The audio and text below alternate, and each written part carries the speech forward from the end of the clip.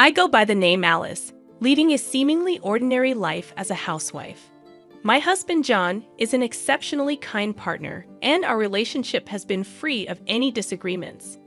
It's not to boast, but he truly is the ideal companion. Currently residing in an apartment close to John's parents' house, this decision was intentional. With both my parents no longer with us, we wanted to be nearby in case of the birth of our child or any unforeseen issues. Additionally, considering the potential future care needs of John's parents, I saw the practicality of our living arrangement. However, a strange occurrence started to unfold during our dinner gatherings with John's parents. Mysterious stomach pains plagued me, leading me to initially avoid meals at John's house. Unfortunately, circumstances forced me to attend, and that's when an unexpected event transpired, revealing a shocking revelation about my mother-in-law's actions, shedding light on the source of my inexplicable pain. Before these unsettling events, John and I had opted out of a traditional wedding ceremony. I wasn't keen on being the center of attention, and we believed redirecting funds towards travel and hobbies made more sense than a lavish ceremony. Nevertheless, my mother-in-law, who conducted free cooking classes as a hobby, proposed a dinner party to celebrate our marriage. Excited to showcase her culinary skills, she warmly welcomed John but exhibited a noticeable coldness toward me. Despite the confusion, the dinner party proceeded with a variety of exquisite dishes prepared by her, momentarily overshadowing the earlier sense of unwelcome. Expressing gratitude for the delightful meals, I thought the initial discomfort might have been a misunderstanding. However, that night, severe stomach pain struck suddenly, leading to a rushed visit to the emergency room. Despite inconclusive diagnosis due to the absence of a specialist, my condition stabilized after receiving IV treatment for 2 hours. The cause of my distress, possibly linked to expired bread consumed earlier, remained a mystery. After returning home with John, I found myself grappling with unexplained stomach pain every time I dined at my in-laws' place following a particular incident. Seeking advice, I discussed this issue over lunch with a long-lost friend. She suggested, could it be that simply visiting your husband's house is causing you stress? Surprisingly, she had experienced a similar situation, falling ill due to harassment from her mother-in-law. After relocating to a new apartment further away, her health improved significantly. Although I hadn't initially considered visits to my in-laws as a source of stress, my friend's advice made me ponder if there was an underlying unease in my heart. Concerned about my recurring illnesses, my husband, who had initially brushed off the matter, began to take it seriously. Consequently, he suggested that we temporarily halt our visits to my in-laws. While the exact cause remained elusive, my husband suspected his mother's cooking, given my consistent bouts of illness after meals there. According to him, his mother often expressed loneliness and a desire for shared meals, but he had declined due to his worry for my health.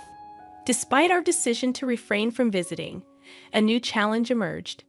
My brother-in-law was scheduled to visit our parents for his wedding greetings, and a family dinner was arranged. Reluctantly, my husband explained, I can't decline this time, as my brother is going to our parents' place. We're expected to participate in the dinner meeting with the entire family. Despite my inclination to avoid a direct encounter with my mother-in-law, I couldn't neglect the familial obligation tied to my brother-in-law and his wife. Deciding to participate in the family dinner, little did anyone anticipate the ensuing commotion it would cause. Despite my husband's concern for my health, he advised me, Alice, you don't have to eat the meals today. As we arrived at the dinner meeting, my mother-in-law greeted us with her usual warm smile, particularly directed at my husband.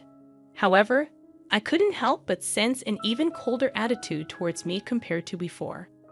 Upon entering the room, my brother-in-law and his wife were engaged in a pleasant conversation with my father-in-law. My mother-in-law's homemade dishes were beautifully presented on the table, emitting an enticing aroma that stirred my appetite.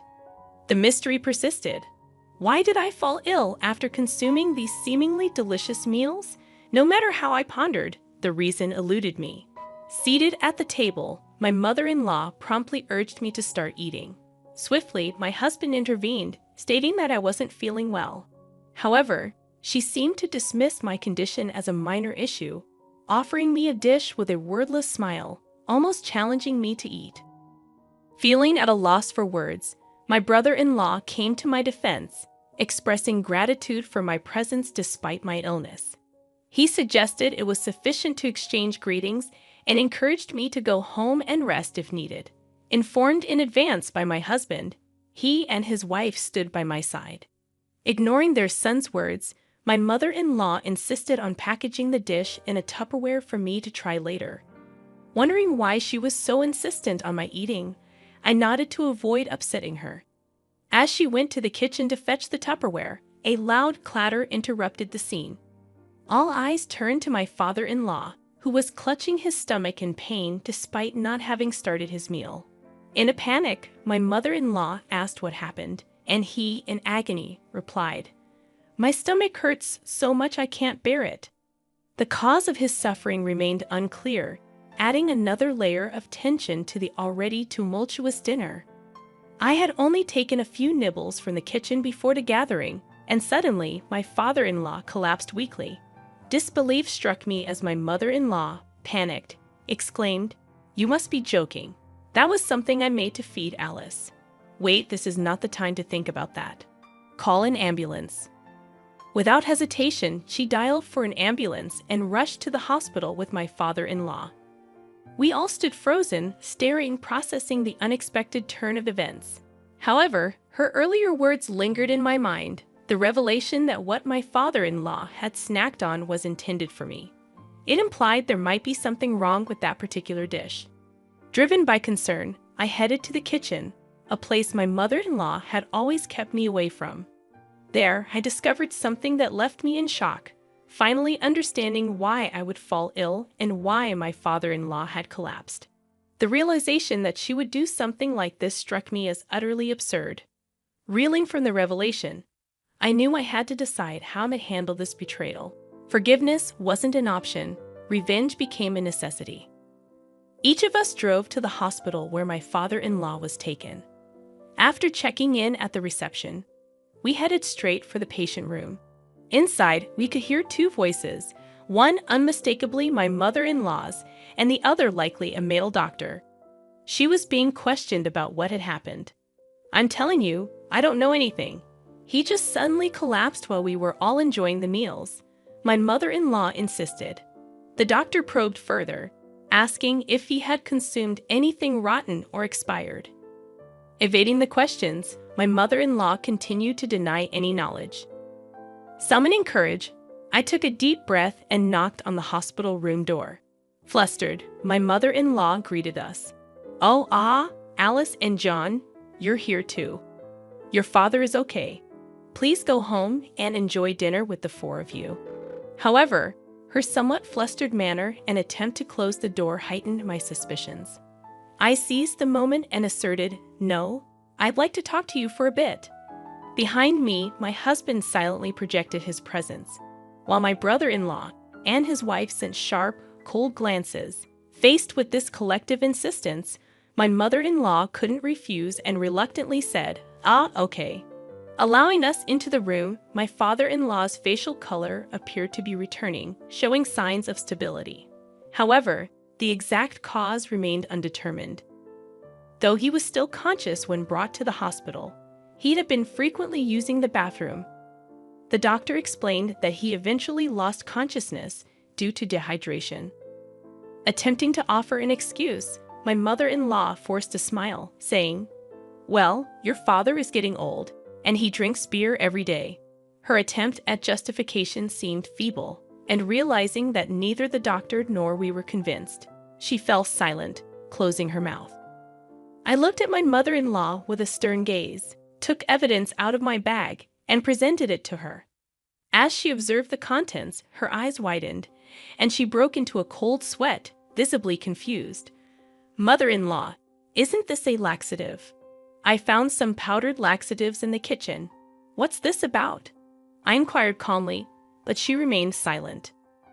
The doctor, examining the laxatives, seemed to understand.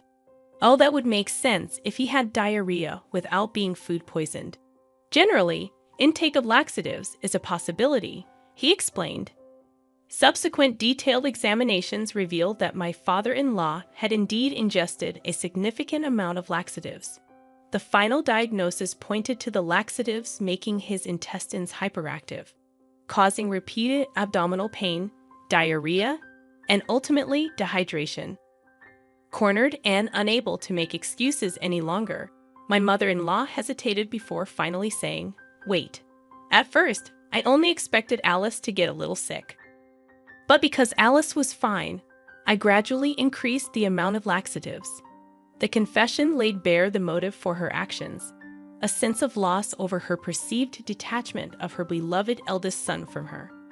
Starting with a small amount of laxatives out of spite, she admitted to progressively escalating the dosage, ultimately reaching a point where it caused a person to collapse.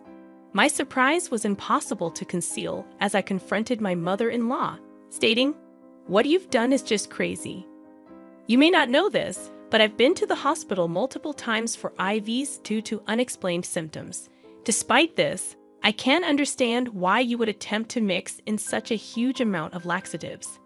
Unable to find room for argument after having her mistake pointed out, my mother-in-law hung her head in frustration.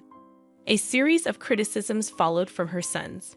"Mom, no matter the circumstances, this can't be forgiven.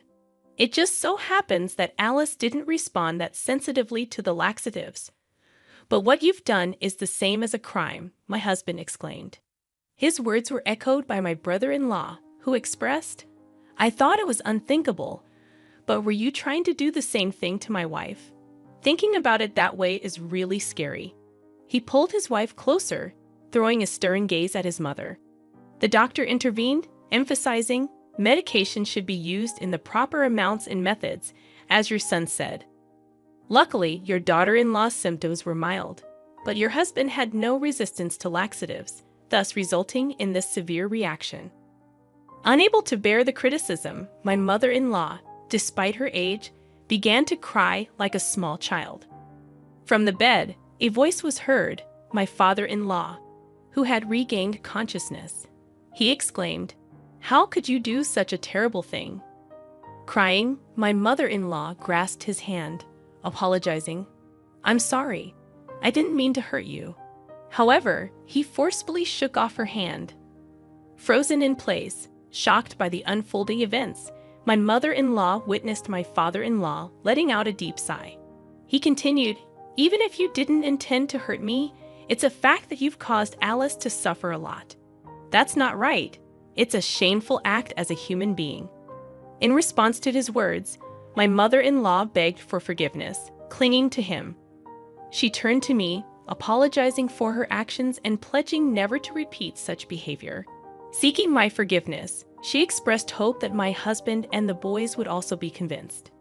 Witnessing this emotional scene, I found myself torn between the desire for retribution and the possibility of forgiveness. I cynically thought it must be a performance, and she wasn't genuinely remorseful about what she had done to me, so I smirked. "Ah, what are you talking about? I'm not even considering forgiving you now after all I've been through," I asserted.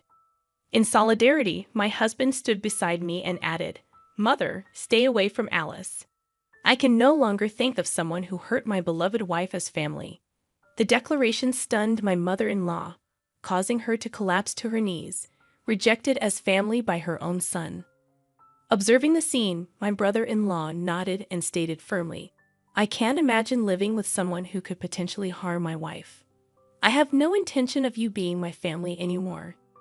His words echoed an unanimous sentiment against her.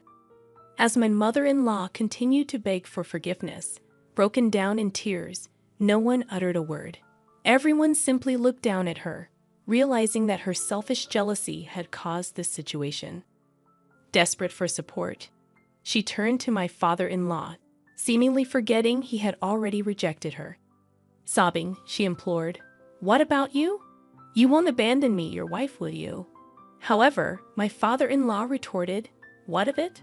I can't stay with someone who commits such inhumane acts anymore. I want a divorce."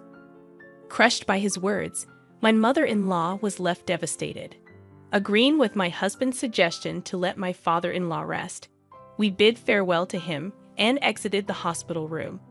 While waiting for my husband to retrieve the car at the entrance, my mother-in-law, panting, suddenly ran towards us. "Begging you, Alice, please forgive me," she pleaded. Looking at her tear-streaked and snotty face, I responded, "I have no reason to risk my life to be with you, mother-in-law. If I forgive you now, I don't think it will truly be for your benefit." I responded coldly to my mother-in-law, and just as I finished speaking, my husband arrived in the car. We got in, and through the window, I told my mother-in-law, "This is goodbye. We will likely never meet again. Take care." Her response to my cold words was silence. She watched us leave, her hand brushing against her sleeve, murmuring something as if in prayer while looking up at the sky. True to my father-in-law's declaration, he divorced and moved out. In the aftermath, my husband and brother-in-law severed ties with their mother. Previously, my father-in-law had been the leaseholder and paid the rent for the apartment. However, since he left after the divorce, I had to start paying the rent myself. My mother-in-law, having been a housewife all her life, struggled to figure out how to earn a living.